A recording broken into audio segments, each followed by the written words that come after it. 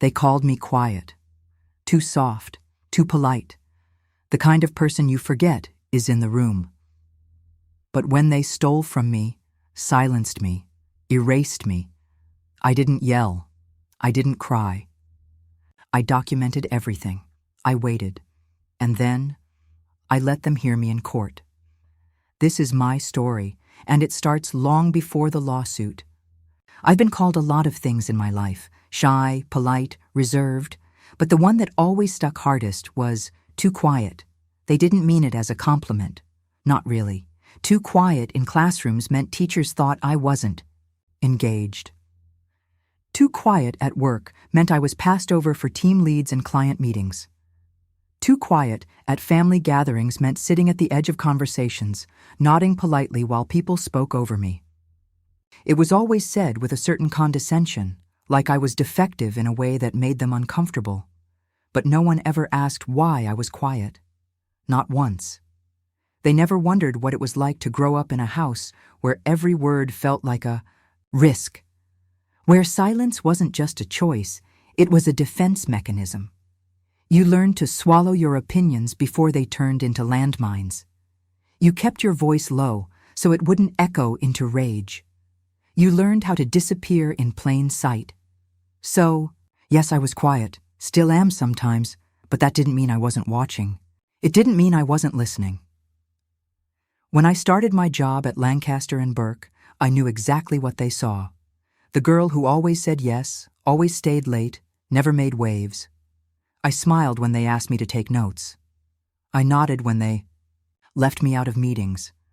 I didn't complain when my ideas got repeated louder by someone else, usually a man, and suddenly became brilliant. But here's the thing about being the quiet one. People forget you're in the room. They say things they shouldn't. They assume you won't fight back. They mistake your silence for submission. And when they finally push too far, when they cross that final line, I didn't scream. I didn't throw anything. I didn't even raise my voice. I filed a lawsuit, because sometimes the quiet ones don't stay quiet. Sometimes we speak where it counts. I started at Lancaster and Burke in the fall, September specifically. The kind of month where the air is starting to sharpen and everyone's pretending summer didn't exhaust them. It was my second real job out of college, and I remember feeling this cautious hope that maybe, just maybe, I'd finally found somewhere I could settle. The office itself looked like every LinkedIn post you've ever scrolled past.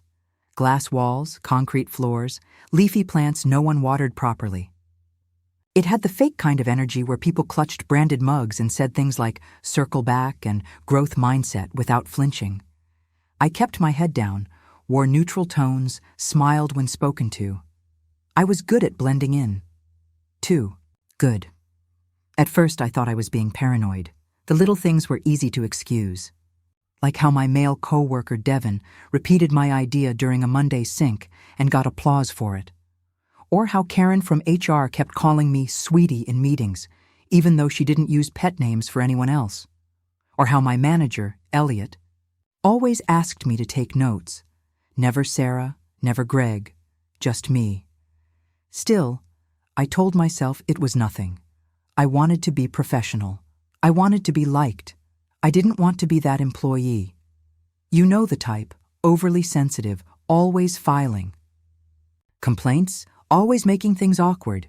That was the label I feared even more than quiet, so I let it slide. Even when I was left off an invite to a major client presentation I'd helped build from scratch. Even when Elliot introduced me to a potential hire as our team's detail person, instead of by my actual title. Even when I stayed late one Thursday night finishing a pitch deck, only to see my name left off the final version entirely. I kept showing up, early, prepared, pleasant, but the more invisible I became, the more I started to notice the things they didn't bother to hide anymore. Devin making offhand comments about my mood. Karen telling me I seemed uncomfortable with confrontation. Elliot asking, in front of the team, if I was sure I could handle a client-facing role. I wasn't quiet because I couldn't speak. I was quiet because I was watching, because I was collecting, because I knew if I ever did speak it would matter, and it would be loud. I remember the exact moment it shifted. It was a Wednesday. Cold outside, the kind of gray that sinks into your bones. I was at my desk early, as usual, sipping burnt office coffee and rereading a proposal I'd written for one of our biggest clients. It was good work, detailed, clear, ahead of deadline. I was proud of it. By 9:30 a.m., I noticed people whispering near the kitchenette. Not the usual gossip buzz, but that low, uncomfortable hum of something being passed around that wasn't meant for everyone's ears. Then Sarah, one of the few coworkers who treated me like I actually existed, slid into the chair beside me and leaned in. "Hey," she whispered, "did you see what Devin forwarded?" I blinked. "No." She glanced around and then turned her laptop toward me. My stomach dropped. There, in an email thread to a handful of team leads, and somehow, accidentally, CC'd to me too, was my proposal, my full document, stripped of my name. With Devin's signature at the bottom and a short note that said, "Here's the draft I pulled together. Let me know what edits you need." I felt like someone had poured cold water down my spine.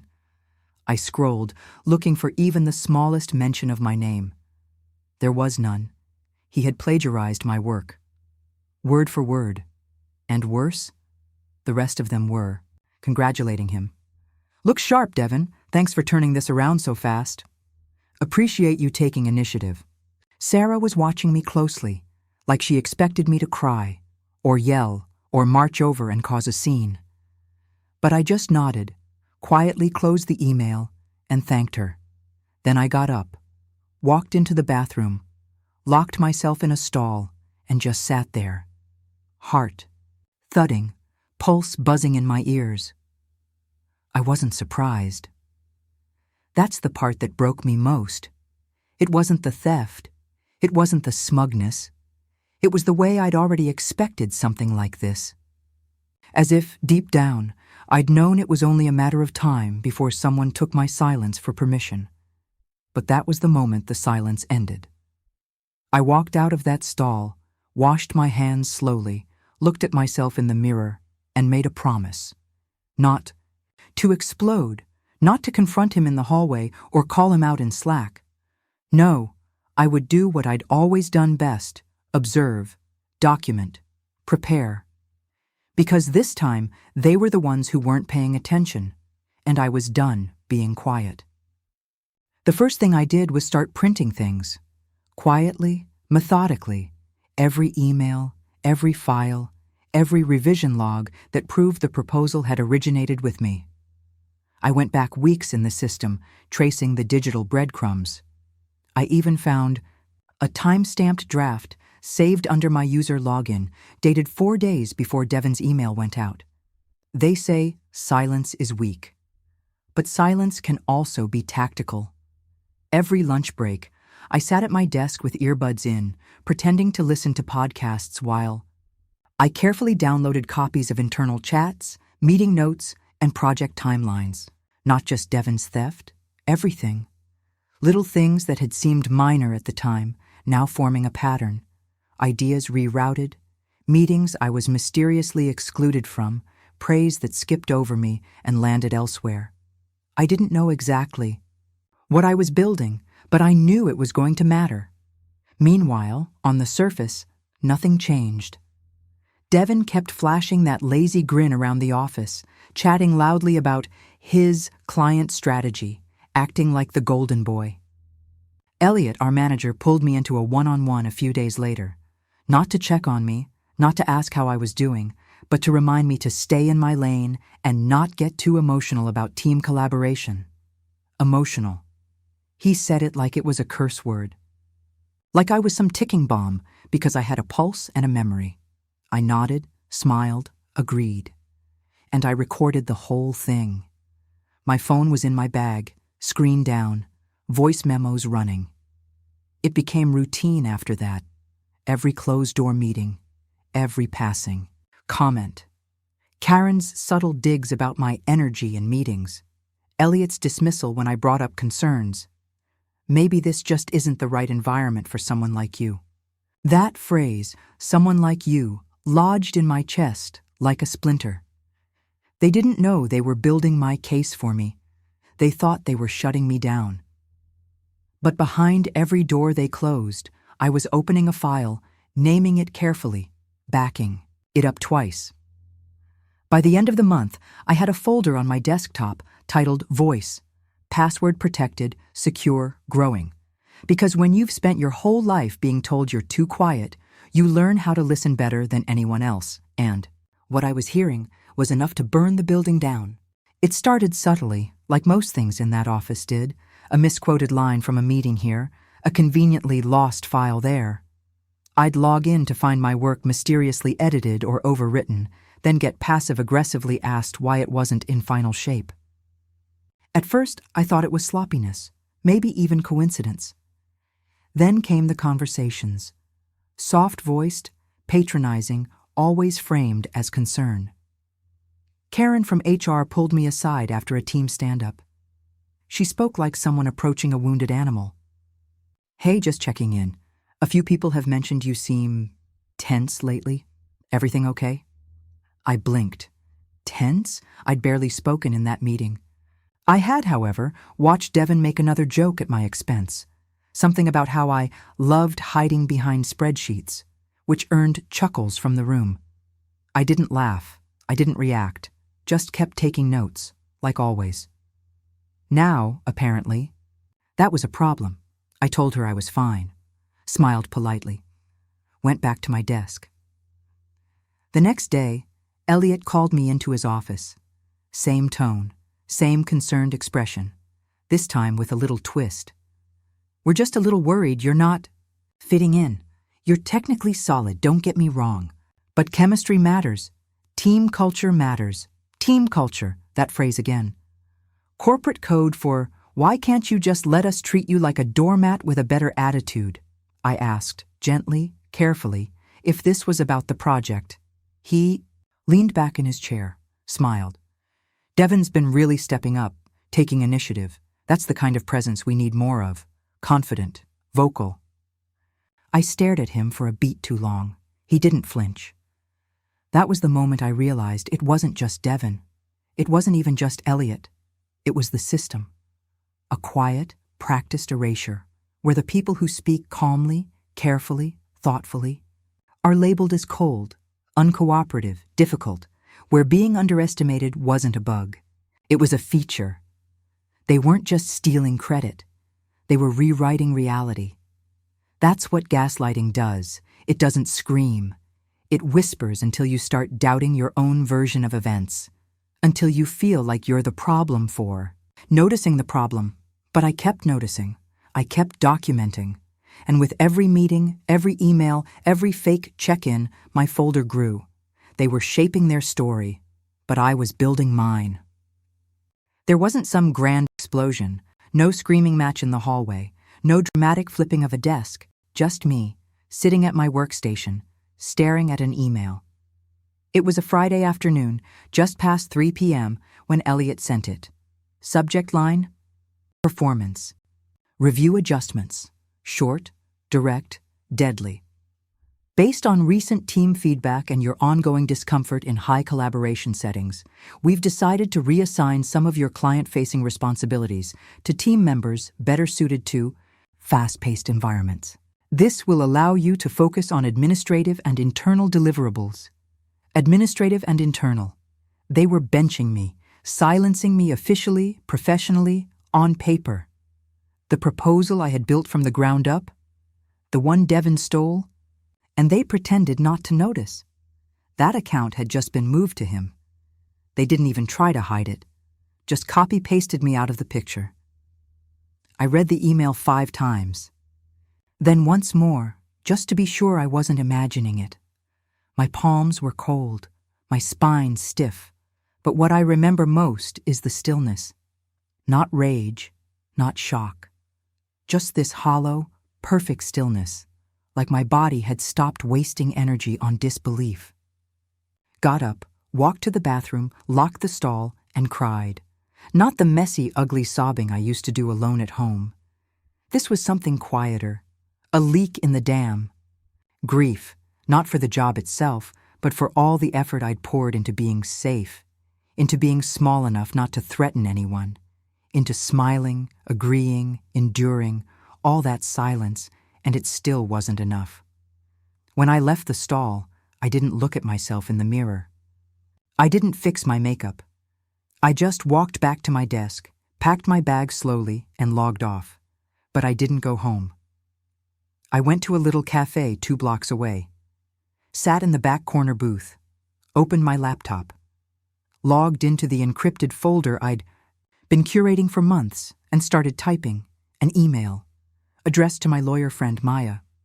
She'd offered help months ago, casually over drinks, after I vented about work politics. I'd brushed it off at the time. I didn't think it was worth the trouble. But now I attached a zip file, every voice memo, every email, every screenshot. Then I wrote one sentence in the body of the message. Is this enough for a case? I hit send, and for the first time in years, I felt loud. The weekend that followed was still, too still. It was the kind of quiet that didn't feel peaceful. It felt pregnant, like something was holding its breath just beneath the surface. I didn't sleep much. I cleaned the apartment top to bottom. Twice. I reorganized my spice rack. I checked my inbox every 20 minutes, even though I knew Maya wouldn't respond until Monday. I kept imagining all the ways this could backfire. What if I didn't have enough? What if they buried it, spun it, twisted the truth until it looked like I was the problem? That was the worst part about being gaslit for so long. You start second-guessing even your clearest memories, even when you know what happened, even when you have the receipts. Sunday night, I finally got an email. Subject, re-documentation. From Maya B. Not only is this enough, this is airtight. I want you in my office Monday morning. We're going to do this properly. I stared at her message for a long time. Then, without even realizing it, I let out a sound I hadn't made in weeks, something between a laugh and a sigh. My chest loosened just slightly, not relief, not yet, but a crack in the ice. Monday came, and I walked into her office like someone stepping out of fog. Maya greeted me with that lawyer look, calm, precise, no room for doubt. She had printed everything out, color-coded, indexed. She'd already highlighted the potential violations: discrimination, retaliation, hostile work environment, misappropriation of intellectual credit. She said if we played it right, we could file a formal complaint and a civil claim. We spent 3 hours going through the timeline. She took notes, asked questions, listened carefully every time my voice faltered. Then, at the end, she said something I'll never forget. You've already done the hard part. You survived it. Now we take control. That night, I lay in bed not scrolling, not spiraling, just breathing. I wasn't scared anymore. I wasn't small, and I wasn't alone, because the silence, it was ending. And this time, it was theirs. It felt surreal, walking into that courthouse. Not dramatic, like in the movies. No pounding music or cinematic camera angles. Just the soft murmur of clerks, the echo of footsteps on polished floors, the rustle of forms being handed across counters. Bureaucracy in its purest form. But to me, it felt like war drums. Maya was beside me, heels clicking with quiet purpose. She carried the file in her hand like it was already evidence.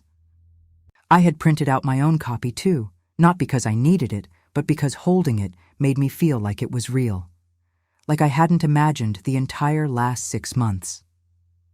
We filed both the internal complaint to the Equal Employment Opportunity Commission and the civil claim. One for discrimination and retaliation. One for theft of intellectual property and workplace harassment. It didn't hit me until I signed my name. Just that one pen stroke, and everything changed.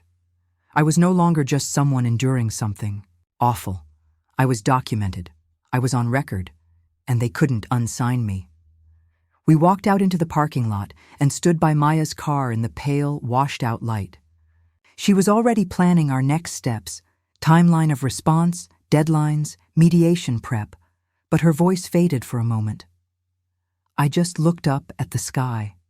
It was the same sky I walked under every day to that office, the same sky I stared at from my desk window while someone else got praised for my work. The same sky I used to look at and think, maybe tomorrow will be better. Only now, I wasn't waiting for tomorrow to fix anything. I was doing it myself. I went home and told no one, not yet. I needed time to own it in my own skin first. I made tea. I turned off my phone. I sat on the couch with the dog asleep at my feet and let the weight of it settle in. I had filed, and the silence was about to crack. Not with noise, not with rage. With facts, with signatures, with truth, written plainly, under oath. Let them hear me now. It didn't take long. 3 days after we filed, Maya called me just before noon. Her voice was cool, but I could hear the edge underneath. They've been notified, and they're not handling it well. I didn't ask who they was. I knew. Lancaster and Burke had received the formal complaint, and the mask was already slipping. Maya had CC'd me on the delivery receipt, and the timestamp was seared into my brain. 10:17 a.m. That was the moment the silence broke on their side. By 3 that afternoon, my inbox lit up with the first email from HR. Subject line, clarification requested, recent allegations. I stared at it for a long time, heart thudding. The message inside was exactly what I expected, professional, sterile, and laced with panic beneath the formal language. We would appreciate the opportunity to address any misunderstandings you may have experienced during your employment. Our intention has always been to foster a collaborative environment, and we regret any discomfort caused. They wanted me to come in for an informal conversation. They wanted to talk things through. They wanted to resolve it quietly. I didn't respond. Instead, I forwarded the message to Maya. She replied in minutes. You are not to respond. You're done talking. Let them squirm. And squirm, they did. The next day, I started getting LinkedIn messages from old coworkers. Vague, probing check-ins. Hey, random, but just wanted to see how you're doing. Hope you're okay. Things are weird around here, LOL. Devin messaged me too. Devin, the same guy who had stolen my work, smirked through my silence, climbed the ladder on my back. Hey, I just heard some stuff. Wanted to say, I hope there's no hard feelings. You know how things get twisted. Twisted.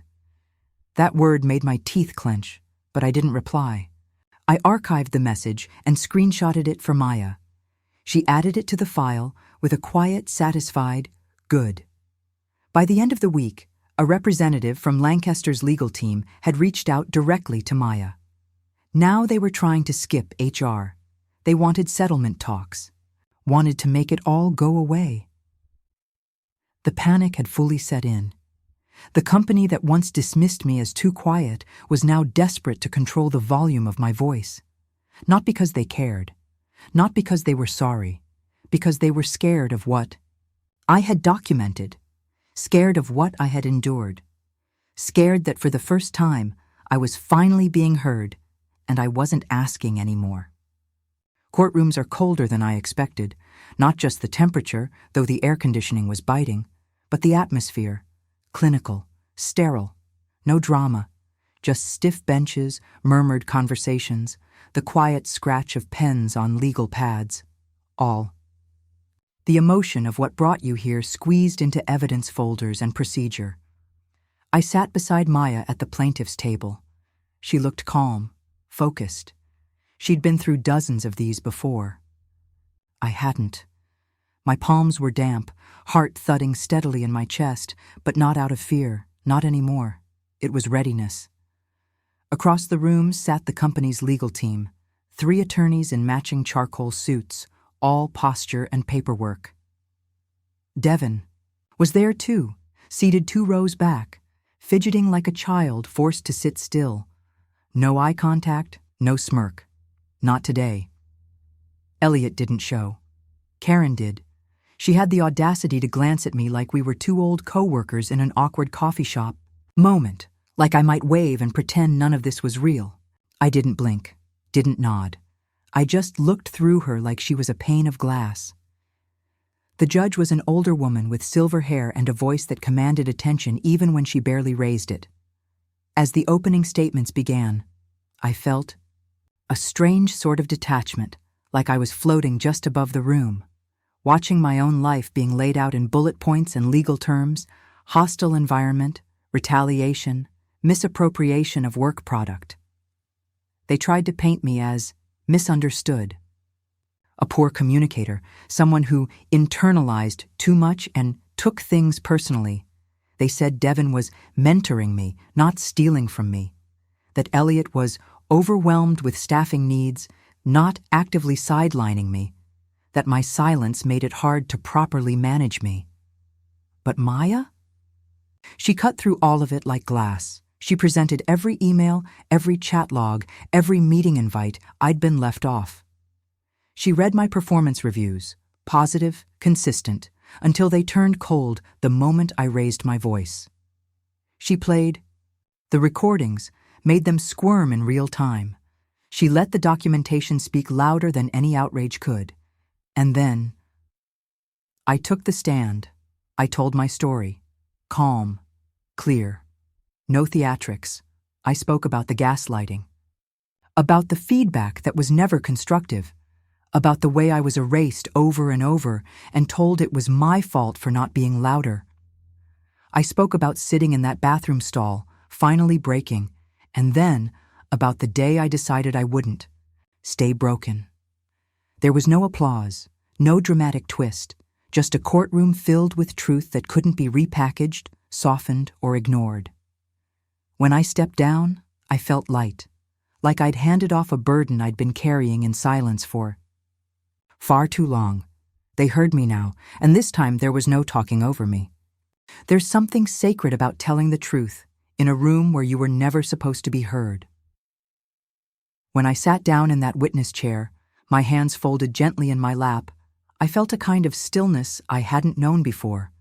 Not fear, not pride, just a strange, grounded calm, the way a tree must feel when the storm finally passes. The court clerk asked me to swear in. I did. Clearly. No shake in my voice. Maya gave me a small nod, and the questions began. She started slow. Background credentials, my job responsibilities at Lancaster and Burke. I could feel the jury's eyes on me as I spoke, and for once, I didn't flinch from the weight of it. I explained how I had built the proposal Devon later claimed as his own. How the drafts were time-stamped. How the internal logs showed my edits, my comments, my fingerprints. I described the team meetings. I was left out of. The ideas lifted and repeated louder. The performance reviews that praised my thoroughness while quietly demoting my visibility. Maya asked how it made me feel. I paused, took a breath. It made me feel invisible, like I was doing everything right, but it didn't matter because I wasn't loud enough, aggressive enough, man enough to be seen. I didn't cry. That surprised even me. Then came the defense. One of the partners, Mr. Lowe, stood and approached with that practiced politeness lawyers use when they're about to cut you down. You didn't speak up to HR right away. Why not? I looked him in the eye. Because I've been taught my whole life that speaking up gets you labeled difficult, angry, emotional. I stayed quiet because I thought it was the only way to survive. He tried again. Would you agree that some of this might have been miscommunication? I didn't blink. Miscommunication doesn't delete names off documents. It doesn't reassign credit. It doesn't isolate someone until they question their own memory. There was a pause, and in that silence I felt it, the room shifting, not because I had said something grand or rehearsed, but because the truth, in its simplest form, was heavier than anything they could spin. After I stepped down, Maya leaned in and whispered, "That was it. That's the one they'll remember." I didn't reply, because I didn't need to say anything else. Not after that. It came on a Thursday, overcast, humid, the kind of weather that sits heavy on your skin. The jury had been out for just under 2 days. I hadn't slept the night before. Not because I expected anything dramatic, no movie moment gasp, no satisfying gavel slam, but because the weight of everything I'd carried for so long had finally shifted onto someone else's shoulders, and I had no control over how they'd handle it. Maya and I waited in the hallway until we were called in. She was calm as always, a quiet fortress. She had a folder in her hand, though we both knew there was nothing left to do but listen. The courtroom felt smaller that day. Devin wasn't there. Elliot wasn't there either. Just a junior rep from the firm's legal team and someone from HR who'd never even looked me in the eye. Their side of the gallery was nearly empty. Mine wasn't full, but it was enough. Sarah had come. Maya's paralegal sat behind me, smiling tightly. Even my sister had flown in the night before, sitting in the back with her hands folded like she was afraid to breathe. We stood as the jury filed in. 12 people who didn't know me. 12 people who didn't owe me anything, who had listened to my story without interruption, without suspicion. Without telling me to calm down or maybe let it go, the foreperson stood, cleared their throat. In the matter of wrongful termination, retaliation, and workplace discrimination, we find in favor of the plaintiff. Time didn't stop. The room didn't erupt. But inside me, something shifted, something unlocked. They found in favor of the quiet one. The damages awarded weren't massive by corporate standards, but they were enough. Enough to signal that this wasn't a slap on the wrist. Enough to hurt. Enough to matter. They'd have to report it, explain it. Their name would appear in case records, and my voice would be right there, beside it. I looked down at my hands. As the judge thanked the jury, I noticed they weren't shaking. I didn't cry. Not then. It wasn't triumph I felt. Not exactly. It was something slower, deeper, like finally exhaling after years of holding your breath. Maya touched my arm gently and said, "You did it." But what she didn't know, what no one saw, was that the verdict wasn't the victory. The victory was every time they said I was too quiet, and I refused to stay that way. There's no parade after justice, no confetti, no roaring applause, no email from the universe that says, "You did it, you were right all along." What there is quiet. Not the suffocating kind I used to drown in, not the sharp silence of being ignored or dismissed. This was a new kind, a clean quiet. After the verdict, there were motions, paperwork, final filings. Maya handled most of it. I just signed where she told me to. I remember the sound of the last folder snapping shut in her office. She smiled as she handed it to her. "Assistant, that's the last of it," she said. "It's done." But the truth? It didn't feel done. Not yet. The weeks that followed were strange. I kept expecting someone to email me, to retaliate in some petty, last-ditch way. But no one did. Lancaster and Burke was suddenly radio silent, just gone from my life, like they'd scrubbed me from their systems and decided never to speak my name again, which was fine by me. I started sleeping better. I got used to waking up without that sick weight in my stomach. I updated my resume, rewrote it with my accomplishments this time. No soft language, no underselling. I applied to new jobs, places that didn't use culture as a weapon or team fit as a muzzle, and eventually I got an offer. A remote position at a smaller firm. Better pay, better leadership, and most importantly, an interview process that asked me what I thought, not just how I handled pressure. I took the job, started fresh, but not empty.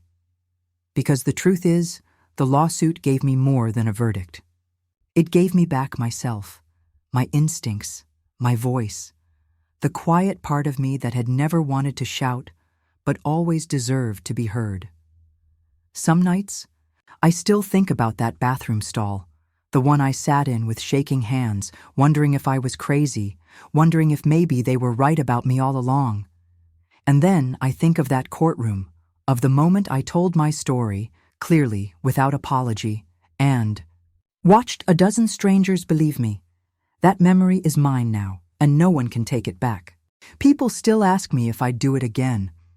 If I knew how exhausting it would be, how long the process would drag, how isolating it felt at times, how terrifying it was to put my entire story on paper and place it in the hands of strangers, would I still go through with it? The answer is yes, 1,000 times yes, but I'd do it louder. See, what no one tells you about fighting back is how quiet the world gets when you do. Friends vanish. Co-workers go mute. People look at you like you've broken some unwritten rule. You were supposed to take it. You were supposed to stay quiet. But I didn't. I used to think power came from being unshakable, from having the perfect comeback, the flawless case, the confident walk. But power, I've learned, can also live in the quiet, in the documentation, in the long pause before you speak because you know exactly what you're about to say and that it's going to land. I kept every email. I wrote down every meeting. I built a record when they built excuses, and I used it, not to get revenge, but to remind them, and myself, that silence isn't the absence of power, it's the storage of it. Now, when people call me quiet, I don't flinch. I don't shrink.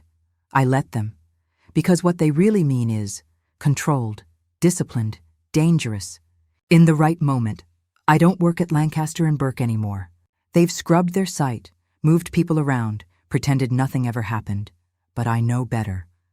Somewhere, in a boardroom or Slack channel, there's still a whisper of my name. Not as a warning, not as a joke, but as a lesson. They said, I was too quiet, so I let them hear me, in court, on record, and most of all, for the very last time.